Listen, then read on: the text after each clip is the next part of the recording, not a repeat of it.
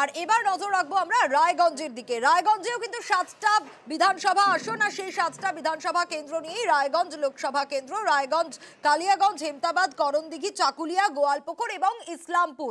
আমরা ইসলামপুরের দিকে নজর রাখার চেষ্টা করব। ইসলামপুর থেকে অভিজিৎ আমাদের প্রতিনিধি রয়েছেন আমাদের সঙ্গে।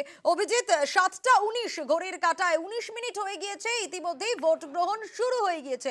ভোটদানের জন্য নিশ্চয়ই লম্বা লাইন পড়ে গিয়েছে ইতিমধ্যেই।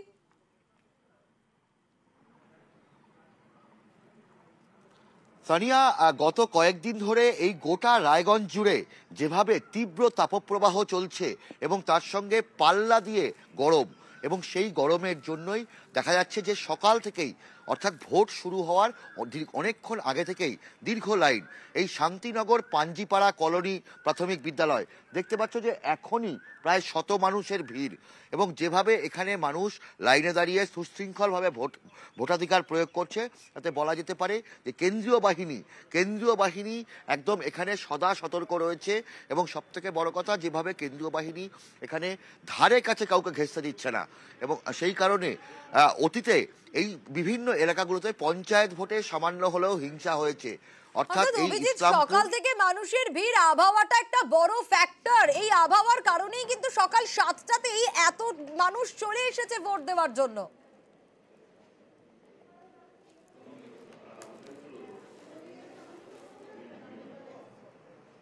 20 মিনিট ভোটাধিকার প্রয়োগ হয়ে শুরু হয়েছে, তার মধ্যেই এতটা লাইন, কারণ কেউই চাইছে না যে বেলা বাড়লে আরো কষ্ট হবে। এবং দেখা যাচ্ছে যে বয়স্ক মানুষরাও তারাও এখানে খুব সকাল সকাল দাঁড়িয়ে গেছে। আপনার নাম? সুনীল বিশ্বাস। সুনীল বাবু, এত সকাল সকাল লাইনে দাঁড়ালেন কেন? এই যে খরা, খুব রোদের তাপ, গরম, এই কারণে। আপনার নাম? কিরণ বিশ্বাস। কিরণ বাবু, আপনিও কি একই কারণে? এই রোদ্রের দিনে। এবং সত্যি এই রোদ্দুরটা একটা বড় কারণ, মহিলাদের মধ্যেও আমি দেখতে পাচ্ছি একই অবস্থা। আপনার নাম? নন্দিতা দাস। এত সকাল সকাল ভোট কেন? তো রোদ্র উঠবে, তো তাড়াতাড়ি আসতে লাগবে। রোদ্র উঠবে না, এই জন্য তাড়াতাড়ি আসছি। মানে এই কদিন তো খুব গরম। হ্যাঁ, গরম আছে অনেক। হ্যাঁ, এবং সত্যি এই গরমকে মোকাবিলা করার জন্যই যত তাড়াতাড়ি সম্ভব নিজের ভোটাধিকার নিজে প্রয়োগ করা, এবং সেই কারণেই এরকম দীর্ঘ লাইন সকাল থেকে, এবং একের পর এক মানুষ ভোট দিয়ে বেরোচ্ছেন খুবই শান্তিপূর্ণভাবে ভোট।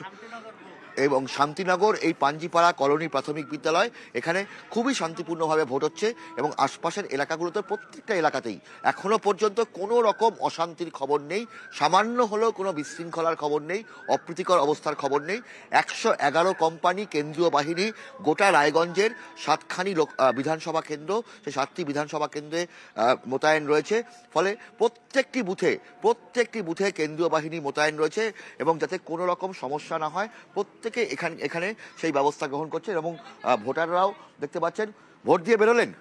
হ্যাঁ, তো এত সকাল সকাল ভোট দিলেন রোদ্দুরের জন্য। রোদ্দুরের জন্য কোনো সমস্যা হচ্ছে না তো? না না। তবে কিছু ভোটারের একটু অভিযোগ যে বুথগুলো, সেই বুথগুলোর সামনে যদি আরও একটু শেড রাখা যেত, কারণ খুব অল্প শেড, কোথাও অথবা ছাউনি নেই। ফলে এখন 7:20-25 বাজে, এখন সেইভাবে রোদ্দুরের তাপ না হলেও বেলা বাড়তেই রোদের তাপ আরও বাড়তে পারে। ফলে কমিশন যদি আরও বড় ছাউনি বা শেডের ব্যবস্থা করতো, তাহলে ভোটারদের এবং কেন্দ্রীয় বাহিনী সহ পুলিশ কর্মীদের অনেকটাই সুবিধা হতো, এই কথাও বলছেন অনেকেই। এই মুহূর্তে সানিয়া সর্বত্রই শান্তিপূর্ণভাবে ভোট চলছে। বেশ অভিজিৎ, অবশ্যই নজর থাকবে।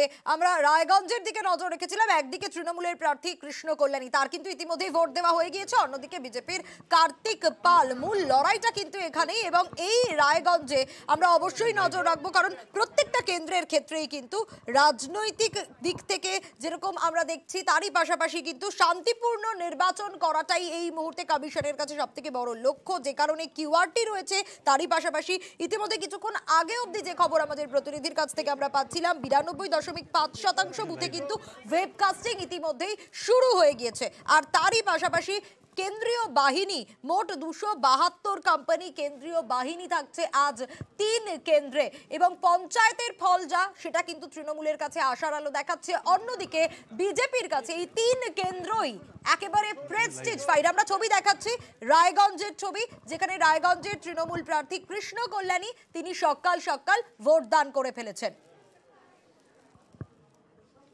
উৎসাহ প্রবল রয়েছে।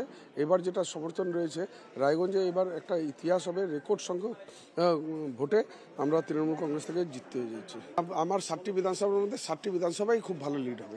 মূল প্রতিদ্বন্দ্বী বলে কেউ নাই, আমি বললাম ফারাকটাই এত বেশি হবে যে প্রতিদ্বন্দ্বী বলে কেউ থাকবে না।